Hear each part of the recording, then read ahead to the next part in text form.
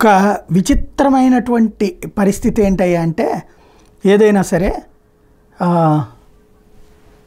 మనకి నేను ఇంతకుముందు కూడా చెప్పా, ఆరోగ్యశ్రీని జగన్మోహన్ రెడ్డి టైంలోనే ఆయుష్మాన్ భారత్తో లింక్ చేస్తున్నారు. ఆసుపత్రి వాళ్ళు అంగీకరించట్లేదు.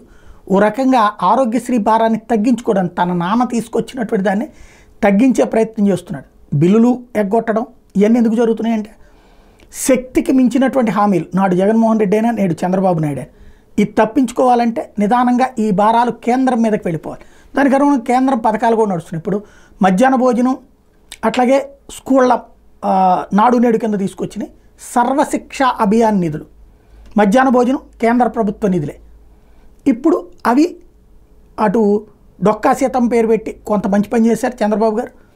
అట్లాగే స్కూళ్ళకి సంబంధించి కూడా పేరు మార్చేసేటటువంటి కార్యక్రమం బాగుంది. అయితే ఇది కాకుండా ప్రధానమైనటువంటి మరొక అంశం ఆరోగ్యశ్రీ. ఈ ఆరోగ్యశ్రీ బిల్లులు కూడా కట్టలేని పరిస్థితుల్లో కేంద్రం మీదకి తోయడానికి సిద్ధంగా ఉన్నారు.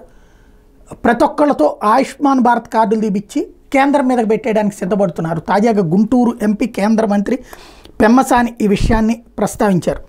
కూడా 5 లక్షల రూపాయలు హాస్పిటల్కి వెళ్తే సెంట్రల్ గవర్నమెంట్ స్కీమ్ ద్వారా ఇన్సూరెన్స్ లాగా వాళ్ళకి మనీ వస్తుంది. మీరు ఆయుష్మాన్ భారత్ లో రిజిస్టర్ అయ్యి ఆ కార్డ్స్ తీసుకొని 5 లక్షల రూపాయల వరకు మీరు ఆరోగ్యశ్రీ లాగా వాడుకోవచ్చు. ఎందుకంటే అక్కడక్కడ ఆరోగ్యశ్రీకి ఇది చాలా ముఖ్యమైనటువంటిది. నేను ఎప్పటి నుంచినో చెప్తున్నా, ఆయుష్మాన్ భారత్ అన్నటువంటిది ఆరోగ్యశ్రీ సపరేట్ కాదు అన్నటువంటిది ఇప్పుడు అదే విషయాన్ని ఆయనే డైరెక్ట్గా చెప్పినటువంటి అంశం.